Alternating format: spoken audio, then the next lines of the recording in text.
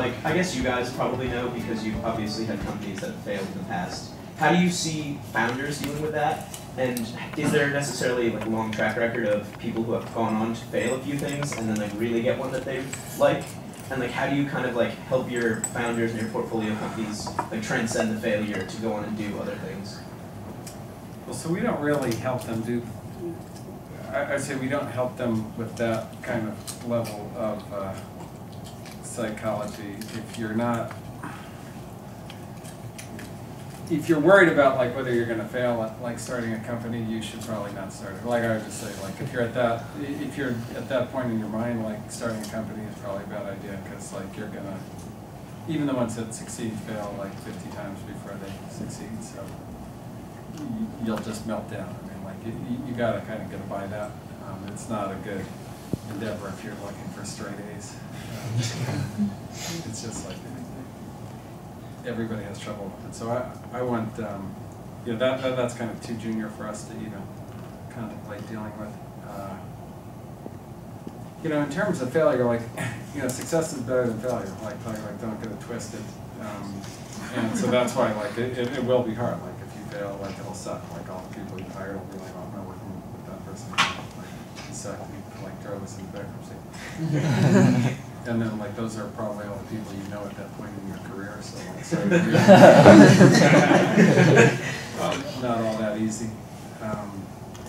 So I think that, you know, the right thing to do, like, the idea has to be, like, for people of kind of your age to start a company, the idea has to be so overwhelmingly compelling and such a breakthrough and something that clearly nobody either has thought of or is likely to pick up for it to succeed. Like, it's got to be a real breakthrough because you don't have any skills, right? Like, you don't know how to run a company, you do not work in companies, you know, in any kind of significant way, which is fine if the idea is powerful enough, like it really is a breakthrough. But if it's not, and you start a company like with a bad idea, like that's not going to be that happy a failure, I would say. So I want that right now. Like if it is really a breakthrough and like it gets some run, you know, like and it carries you a certain way, and then like something, timing, whatever, doesn't make it work, like that's a better failure.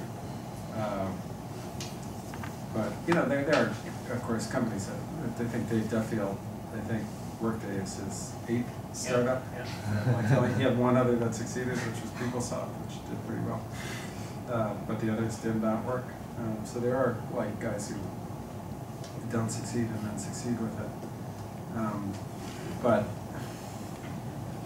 like a sort of failure where you kind of get it going a little bit and like you wander around in the wilderness with like a mediocre idea and those skills to manage the company is, I'd be careful about that. Like don't, you know, sometimes people get over anxious to start a company without knowing what they're doing. And then the other thing is you end up knowing better people if you kind of have some time working somewhere, right? Like so if you kind of come out of school and you go and get a job at Google or Facebook or something like that, then you end up knowing like a lot of boss level engineers and people who can help you.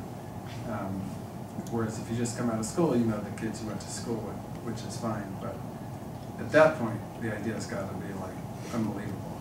And people get very focused on like Mark Zuckerberg. But like, who's the other? You know, Mark Zuckerberg. There's just not that many guys like that. There are some, and like when they have a great idea, they're very, very good. But like, I'll give you an example of somebody who's like very young, who ended up doing something very well, but like he had just enough experience to get there, which is Suhail Doshi, who is the CEO of Mixpanel. So he like kind of came out of school, not as good a school at Columbia, Arizona State. You know, he spent all his time programming. He didn't get good enough grades to get to a good school. But he went to work for Slide, which was Max Levchin's company that failed, by the way. Although he did sell it to Google, so it wasn't an out failure, but he lost money and like none of the employees made much money. But he learned at Slide kind of the missing infrastructural components of building a company like that. And basically, the way analytics worked with Google Analytics or anything else was broken. And you would have had to go work at a place like Slide and try and implement an analytics system to even know that was true. Because if you were just sitting there reading TechCrunch, you'd go, oh, Google Analytics is free and it's awesome, like, we're done here. But he went in, he's like, no, it doesn't work for mobile, it doesn't work in these ways, it doesn't work at scale. And he was like, and then he's like, well, can I buy anything? No, you can't buy anything, there's nothing available. And so then he went and started Mixpanel with backing from Max, which made him more interesting kind of in venture capital world. And then and then he happened to be like a very, very smart guy and has built like an awesome product. And he's off to the races now. His company's probably, I don't know what it's worth now, but it's for sure several $100 million if you raise money. And that kind of, unless you had, right, like if you have the Mark Zuckerberg idea, by all means go build that company. But if you don't, like one good way to get good ideas is to go try and solve problems, is to go try and like solve some other problem.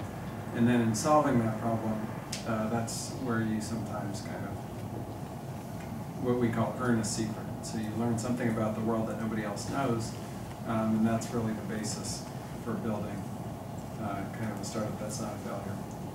But, I think people don't make it too much of a psychodrama. Like, oh, if I fail, if I don't fail. It's not about you, right? Like either like there's something that has to exist in the world and like you're compelled to go build it or not. But like as soon as you start personalizing it and going, well, what is this going to mean for me? Then you can't be a CEO because like you have all these people you're responsible for. And if you're thinking about you, who's thinking about them, right? Like you're the employer. And so like, as long as you're in the mindset about like, am I going to succeed or I'm going to fail, or like, then it's probably like that's not the way. Does this make sense? Like it's not quite the way to approach it. And you guys probably at a micro level feel this with classes. So the classes you do really well and learn towards you go in and go, oh my God, am I going to get a good grade or a bad grade? It's like, wow, I'm really interested in this subject. I like learning, actually like learning about it. I'm excited to go to the class. Most classes aren't like that, right? But that's kind of what you're going to end up being best at, or that's where you're likely to do some kind of original work that's interesting, as opposed to something where you're going, okay, like what are my chances of getting an A? Well, I don't want to take that because like everybody gets an A- in that class, so I'm not going to mess with that.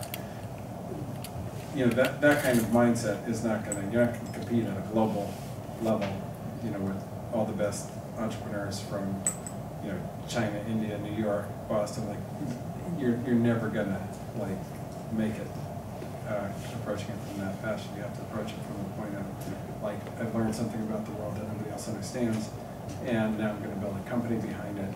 And it's such a compelling idea, I'm going to be able to hire the very best people in the world to work for me to go do that. And does that answer? Sorry, that's a very long answer to the question.